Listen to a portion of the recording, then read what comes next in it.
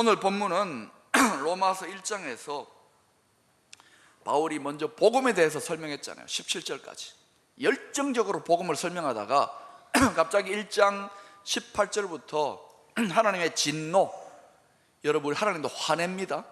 진노와 그 진노로 말미암은 심판에 대해서 쭉 적나라하게 설명하다가 오늘 로마서 2장에 그 심판의 주제가 이어지고 있습니다. 왜 바울이 복음에 대해서 열심히 설명하다가 갑자기 전혀 관계가 없는 듯한 심판이라는 주제를 갑자기 설명하고 있을까요? 그것은 심판과 복음, 복음과 심판이 동전의 양면처럼 긴밀하게 연결되어져 있기 때문에 그렇습니다. 예수 믿으면 구원받는다는 것 우리가 복음으로 인정합니다. 그런데 이 복음이 정말 복음이 되고 우리에게 소중하고 너무나도 귀중한 복음이 되려면 심판이 있어야 되지 않겠습니까? 심판 없다 그러면 복음 받아들일 필요 없어요. 심판 없다 그러면 예수 믿을 필요 없습니다. 복음이 복음 되는 이유는 하나님의 심판이 있기 때문에 그런 거예요. 빛이 왜 소중하고 가치가 있습니까? 어둠이 있기 때문에. 어둠이 짙을수록 빛은 더 찬란하게 빛나고 가치 있는 것 같은 거예요. 로마서 전체의 주제는 복음입니다. 그런데 이 복음을 더 선명하게 드러내고자 배경이 있는데 그 배경이 바로 심판입니다.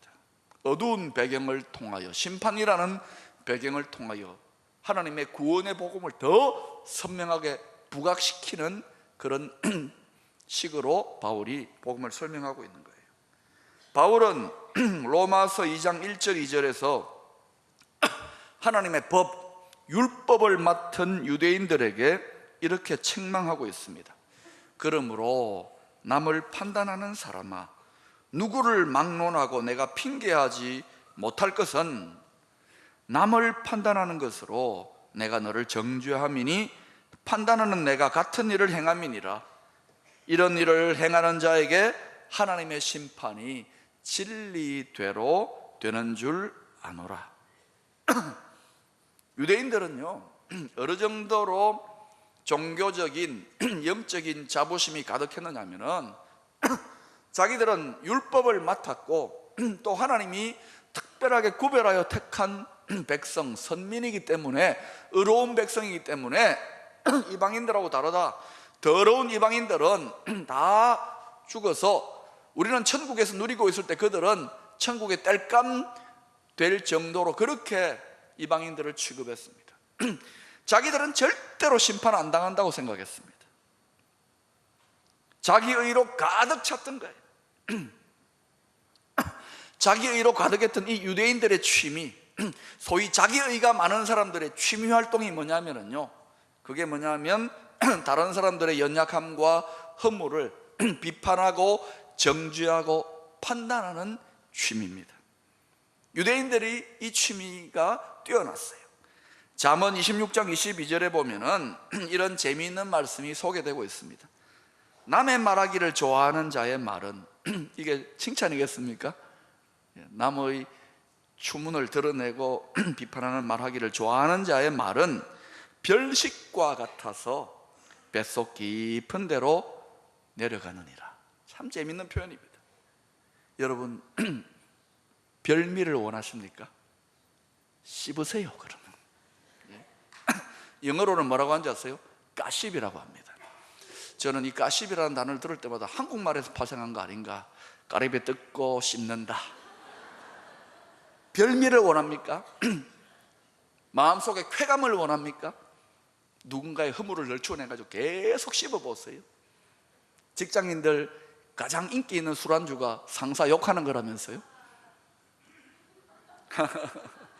이게요, 당시 유대인들이 즐기는 별식이었습니다. 그들의 자기 의로 꽉 들어찬 취미 활동이었어요. 그러나 여러분, 사람의 깊은 본질에 대한, 영혼에 대한 심판, 영원한 심판, 절대적인 심판은 누구의 영역입니까? 하나님의 영역입니다. 이것은 이 세상에 판검사도 정죄할 수 없어요. 이건 오직 하나님의 절대 주권의 영역입니다. 왜? 사람의 판단은 다 굽고 한계가 있어요. 하나님의 법, 율법, 성경의 법대로 하나님이 심판하는 거예요. 사람이 가타부타 할 수 없어요. 누군가가 다른 사람에 대해서 절대적인 심판을 한다, 절대적인 판단을 한다, 전 인간 못 된다, 저는 영원히 망할 것이다, 영원히 구제불능이다, 이런 식으로 판단 내리면은요, 정죄하면 그 사람은 어떤 죄를 범하느냐면 자기가 하나님이 되는 죄를 범하는 거예요. 하나님의 판단의 보좌에 올라가는 가장 큰 교만의 죄를 저지르는 것입니다. 그래서 성경 전도서에 보면 이런 말이 있습니다. 지나치게 의인되지 말라. 왜? 망할까 봐. 의인으로서 망하는, 의롭게 망하는 경우가 있습니다. 지나치게 의로운 거야. 그건 하나님처럼 하나님 자리에 서서 다른 사람 판단하는, 자기가 옳지만 지나치게 판단하고 지나치게 비판하면, 절대적으로 비판하면 그 사람 망합니다. 그래서 의로움도 겸손해야 되는 거예요. 왜? 우리의 의가 다 한계가 있기 때문에. 하나님만이 절대적으로 옳은 거예요. 자, 우리 살아갈 때 보면 사람들을 관찰해 보세요. 대부분의 사람들이 다른 사람에 대해서는 굉장히 엄합니다. 가혹합니다. 그러나 자기 자신에 대해서는 어때요? 인자와 긍휼이 풍성하고 굉장히 관용합니다. 여러분, 남이 좋은 차, 외제차 타면은요, 저 촌놈이 자격도 없는 게 사치를 부린다, 우리 그렇게 비아냥거립니다. 근데 내가 타면 어떻게 됩니까? 사회적 지위와 체면이 있기 때문에 어쩔 수 없이 탄다, 이렇게 해석되어지는 거예요. 남이 뇌물을 받으면 저 부정부패하는 놈, 저 나쁜 놈, 죽일 놈, 이럽니다. 내가 받으면 어때요? 어쩔 수 없어서 그 사람이 감사로 주니까 예의상 안 받을 수 없었다, 예의인 거예요, 예의. 지금 이방인들의 죄악을 판단하고 비난하는 소위 하나님의 법을 받은 유대인들이 꼭 이와 같은 거예요. 다른 사람들 막 엄격한 잣대로 들이대고는 자기들은 죄 없다, 의롭다, 심판 안 받을 거다. 바울이 뭐라고 합니까? 오늘 말씀을 통해서 아니다, 이방인들도 그리고 너희들 율법을 맡은 유대인들도 하나님 앞에서 다 심판받는다, 예외가 없다. 그러니까 하나님이 예비하신 구원의 복음 예수 그리스도를 겸손하게 믿고 받아들이라, 이 메시지를 지금 주고 있는 거예요. 그런데 오늘 본문이요, 심판에 대해서 4절에서 설명을 하는데 그 심판하는 하나님에 대해서 설명하는 게 좀 독특합니다. 여러분 같이 한번 읽어보십시다. 시작. 혹 내가 하나님의 인자하심이 너를 인도하여 용납하심과 길이 참으심이 풍성함을 멸시하느냐. 심판하시는 하나님을 설명하는데 그의 인자하심과 용납하심과 길이 참으심이 풍성하신 분, 여러분이 만약에 심판하는 분을 묘사하려고 그러면은 두렵고 엄격하고 혹독하고 크신 하나님 이렇게 묘사를 해야 될 거 아닙니까? 근데 정반대, 심판은 엄격한 거 아닙니까? 정반대예요. 사랑이 많고 인자와 자비가 풍성하고 용납하시고 길이 참으시고, 그러면 심판하면 안 되잖아. 그렇지 않습니까? 하나님의 지금 묘사하는 성품과 하나님의 심판 행동에 여러분 이게 모순과 갈등과 충돌이 일어나는 것 같지 않습니까? 왜 러셀 같은 대지성인, 아인슈타인 같은 대지성인들이 왜 갈등을 합니까? 왜 우리가 예수를 믿고 살아가면서 신앙생활하면서 우리도 하나님의 심판이 불편하고 갈등이 됩니까? 하나님 사랑이라면서요, 인자와 자비가 풍성하시다면서요, 왜 심판합니까? 이게 우리들의 갈등인 그것이기도 한 거예요. 여러분, 그렇다면 사랑이신 하나님, 인자와 자비가 풍성하시고 오래 참으시는 하나님은 무조건적으로 영원토록 참기만 하고 사랑만 해야 됩니까? 그게 아니잖아요. 여러분, 이 자리에 부모님들이 많습니다. 자녀들을 사랑하시죠? 내 목숨보다 더 사랑하실 수 있을 것입니다. 자, 근데 너무도 사랑해, 생명 다해 사랑해. 근데 그 자식이 못된 짓을 합니다. 사사건건 부모 썩썩이고 다른 사람 피해주고, 저 가만히 내버려뒀다면 망할 것 같아, 인간 못 될 것 같아. 그러면 어때요? 오래 참습니까? 사랑만 계속 베풀고 용돈 계속 주고 칭찬하고 격려만 합니까? 은혜만 베풉니까? 아니지 않습니까? 사랑하기 때문에 뭐합니까? 야단치지요? 포기하지 않고 야단칩니다. 사랑하기 때문에 뭐합니까? 때리기도 하는 거예요. 그런데도 반복하면 어떻습니까? 나중에는 부모가 지쳐서 때리지도 않고 야단치지도 않습니다. 심판 중에 제일 무서운 심판은 내버려 두는 겁니다. 네 마음대로 해라. 하나님이 아예 손도 안 대고 내버려 두는 사람들 보고 부러워하면 안 돼요. 버려놓은 거예요. 때가 될 때까지. 여러분, 사랑하기에 야단치고 사랑하기에 회초리를 드는 겁니다. 사랑하기에, 너무도 사랑하기에 세상에 대한 심판이 있고 사람들에 대한 심판이 있는 거예요. 여러분이 자녀들을 회초리로 때릴 때 쾌감이 느껴지던가요? 이야, 스트레스 풀린다 그러던가요? 이 자쓱하면서 그동안 속썩였지 않아서 막 때려팰 때 카타르시스가 일어나던가요? 즐겁던가요? 아니잖아요. 저도 아이들 한번 손찌검하고 뿔자루하고 때려본 적이 있습니다. 둘째, 때리고 나니까요, 그 딸내미 때릴 때가 어디 있습니까? 제 마음이 훨씬 더 아픈 거예요. 세상에 할 짓이 못 되는 거예요. 그런데도 어때요? 사람 되라고.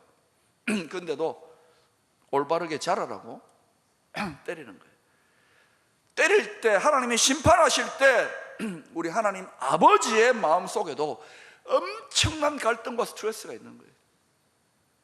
하나님의 사랑의 성품과 공의의 성품이 충돌하는 자리가 심판의 자리예요.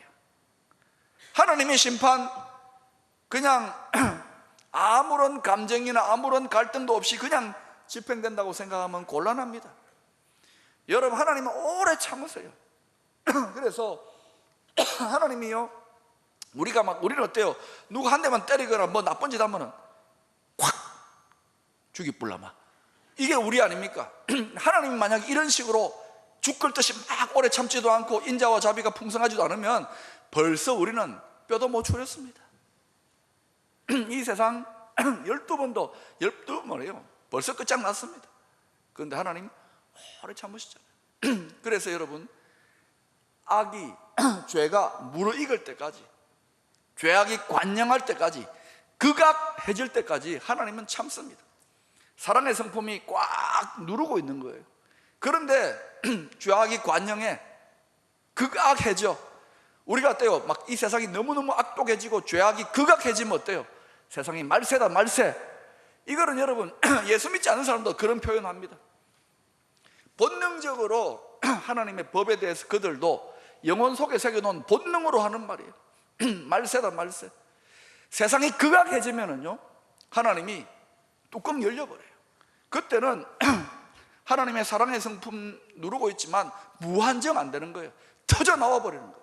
그래서 진노가 격발되어 가지고 격렬한 진노로 말미암아 심판 행위가 가차없이 집행되는 거예요. 심판은 사랑과 공의가 충돌하는 자리라니까요. 엄청난 갈등 속에서 하나님이 심판합니다. 심판하시는 하나님의 갈등이 가장 적나라하게, 가장 드라마틱하게 압축되어 나타난 자리가 바로 예수님 십자가 주신 골고다 언덕의 십자가 현장입니다. 이 세상에 모든 인생들의 죄악이 얼마나 극악했으면, 얼마나 심각했으면 죄 없으신 하나님의 한 분밖에 없는 독생자 친아들을 십자가에 달리셔서 심판하시고 저주하시고 잡으셔서 하나님의 모든 진노를 다 쏟아부어야 되는 거예요. 그 정도로 인생들의 죄악이 심각했던 거예요. 그러면 하나님이 그 아들에게 대신, 죄 없으신 아들에게 대신 이 세상의 죄악을 전가하시고 심판하시고 진노를 퍼부으실 때 하나님이 카타르시스를 느끼고 쾌감을 느끼셨을까요? 아닙니다. 자기 아들입니다. 하나님 아버지 마음 찢어지는 거예요. 그런데도 왜 잔인하게, 왜 냉정하게? 러셀은 잔인해서 못 믿겠다 그러잖아요. 아인슈타인은 상상할 수 없다 그러잖아요. 왜 잔인하게, 왜 비참하게, 냉정하게 침묵 가운데 아들이 죽는 것, 피 흘려서 비참하게 죽는 것을 하나님 가만히 침묵 가운데 보고 계십니다. 우리를 사랑하기에, 이 세상을 생명 다해 사랑하기에, 그래서 엄청난 스트레스와 충돌이 십자가에 일어난 거예요. 십자가 현장에서는 하나님의 사랑과 하나님의 공의가 동시에 나타나는 거예요. 엄청난 역사의 자리인 거예요. 그런데 그런 잔인한 하나님 못 믿겠다고요? 누구 때문에 아들을 내어주셨는데, 왜 아들을 십자가에 내어주셨는데, 하나님 대해서 너무너무 심각한 오해가 있는 거예요. 이거는 성령께서 깨닫게 해주시지 않으면 안 되는 거예요. 우리가 이 십자가를 믿는다, 이 놀라운 하나님의 최고의 비밀이요 지혜, 이 신비를 우리가 믿고 깨달았다, 이건 기적입니다. 세상의 천하에 제일 가는 세계적인 지성인들, 세계 최고의 철학자들도 깨닫지 못하는 거예요. 계시예요. 성령의 깨닫게 하신 은혜인 거예요. 우리가 십자가를 깨닫다고요? 우리의 능력이 아닌 거예요.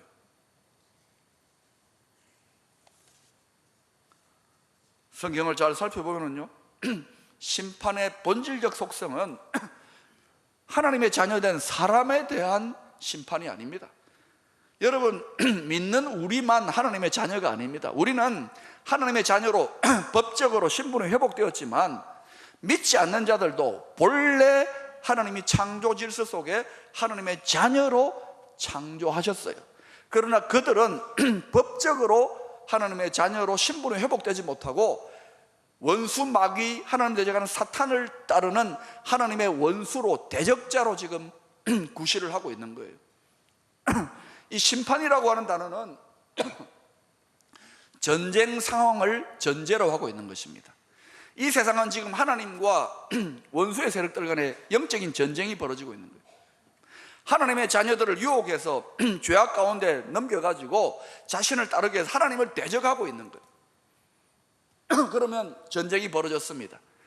전쟁이 벌어졌으면 이 전쟁에 대해서 심판하시는 그 전쟁을 통하여 제거하고자 하는 대상은 누굴까요? 그 대적자의 지도부, 독재자, 국민들을 억압하고 탄압하고 속이는 그 독재자에 대해서 전쟁을 통하여 제거하고 보복하는 것이 목적인 거예요. 심판은 전쟁 용어입니다. 이거는 복수요, 하나님의 보복입니다. 누구에 대한 보복입니까? 어쩔 수 없이 그 독재자를 따르고 억압되어 가지고 어쩔 수 없이 그 독재자에 협조하는 그러한 사람들에 대한 보복이 아닌 거예요. 그 독재자와 그 주변의 세력들에 대한 보복인 거예요. 지옥이 누구를 위하여 예비되어졌습니까? 바로 사탄과 그를 추종하는 타락한 천사들인 거예요. 사람을 위해 예비하신 곳은 천국입니다. 사람을 위해 예비하신 곳은 에덴 동산입니다. 하나님은 인생들 지옥불에 던지는 그거 즐기는 분이 절대 아닙니다. 그런데 인간들이 속아서, 인간들이 죄성으로 말미암아 죄를 즐겨서 올바른 길, 구원의 길을, 생명의 길을 제시한 하나님을 끝까지 대적하면서 원수 마귀에게 협조하는 거예요. 그래서 원수 마귀가 당할 심판, 도매금으로 같이 당하는 거예요. 자신의 자녀로 창조하신 그 자녀된 자들이 원수들과 함께 망하는 길을 가고 있는 것을 볼 때 하나님이 즐겁겠습니까? 자기 자녀들이 지금 죽어가고 있는데, 그래서 하나님은 모든 사람들, 모든 인생들이 구원받기를 간절히 원하는 거예요. 하나님 아버지의 마음속에는 이 갈망과 이 열정이 태양보다 더 뜨겁게 타오르고 있는 거예요. 교회마다 이 하나님 마음이 계시되어지고 이 하나님 마음이 성령의 감동으로 부어지면은 교회마다 구령의 열정이 일어나고 복음전도 역사가 일어나는 거예요. 그런데 문제는 뭐냐? 사람들이 하나님 아버지의 이 마음을 모르고 엉뚱한데 한눈 팔기 때문에 냉랭하게 식어버리는 거예요. 우리들의 마음은 어떻습니까? 우리 이제 몇 주 뒤에 베스트 한다고 하는데 여러분 관심이라도 있습니까? 여러분 이 심판에 대한 설교를 듣고 나서도요, 내일 아침 일어나면 해는 멀쩡하게 잘 뜰 겁니다. 세상 잘 돌아갑니다. 포스코 잘 돌아갑니다. 불심판 당장에 일어나지 않습니다. 걱정 마세요. 여러분 모두의 심장도 잘 뛰고 있을 것입니다. 그러나 명심하세요. 언젠가 확실하게 우리 육체의 심장이 멎을 때가 옵니다. 우리 몸이 싸늘하게 식어버릴 때가 옵니다. 한 번 죽는 것은 사람에게 정한 것이요, 그 후에는 심판이 있습니다. 확실한 우리의 죽음은 이 세상에 대한 하나님의 종말적 심판이 있다는 것에 대한 가장 확실한 하나님의 일반 계시입니다. 우리가 죽음을 의식하면서도 할 거 다 하고 살지 않습니까? 때가 되면 하나님의 종말적인 불심판이 있다는 거 알면서도 우리 할 거 다 할 수 있습니다. 두려워할 필요 없어요. 그러나 이것을 분명히 안다면, 이 하나님의 계시의 말씀을 믿는다면 그 하나님의 뜻에 합당한 삶을 살아야 되는 거예요. 마태복음 24장 13, 14절은 하나님의 종말적 심판을 계시하고 난 다음에 결론적으로 이렇게 우리에게 권면합니다. 같이 읽어볼까요? 시작. 그러나 끝까지 견디는 자는 구원을 얻으리라. 이 천국 복음이 모든 민족에게 증언되기 위하여 온 세상에 전파되리니 그제야 끝이 오리라. 여러분, 이 세상이라는 타이타닉 호가 언젠가는 침몰하게 됩니다. 하나님의 때가 되면 침몰합니다. 성경을 자세히 읽어보세요. 그런데 우리는 그것에 대해서 예비함으로 예수 구원의 복음의 구명조끼를 지금 입은 사람들이에요. 여러분이 예수 신앙을 구명조끼를 입고 이 세상을 살아가니까 어때요? 번거롭고 힘들 때가 있을 겁니다. 특별히 처음 믿은 분들 구명조끼 안 입다가 구명조끼 입고 생활해 보세요. 얼마나 불편합니까? 입고 자야 되고, 입고 먹어야 되고, 입고 사람 만나야 되고. 처음엔 그래요. 그러나 오래 믿고 익숙해지면 어때요? 안 입으면 허전하잖아요. 네? 어떻게 구명조끼를 안 입고 살 수 있나, 이렇게 되잖아요. 여러분, 끝까지 견디는 자는 끝까지 이 예수 구원의 구명조끼 입어야 될 줄로 믿습니다. 불편하고 부대끼고 힘들어도, 핍박이 있고 시험이 있고 환란이 있더라도 끝까지 입을 수 있기를 축원합니다. 뿐만 아니라 여러분이 이 세상이 어떻게 돌아가는지를 정확하게 하나님 말씀 가운데 깨닫고 믿는 분들이라면, 나는 살았다, 나는 괜찮다고 그냥 방관하고 내 구명조끼만 잘 붙들고 있다면 그 사람 나쁜 사람입니다. 그 성도 나쁜 성도입니다. 그 교회 나쁜 교회입니다. 나는 여러분 좋은 성도 되기를 바라요. 여러분 좋은 교회 되기를 바랍니다. 온 교회가 힘을 합쳐 베스트, 최선을 다해서 힘을 한번 모으기를 원합니다. 관심 기울이시고 노력하시고, 그들은 흥을 깨뜨린다 그럴 것이고 거절할 겁니다. 그러더라도 이것은 흥을 깨뜨리는 일이 아니라 그들의 생명을 위하여 내가 사랑의 수고를 하는 일이라고 생각하고 기쁨으로 감당할 수 있기를 축원합니다. 기도하겠습니다.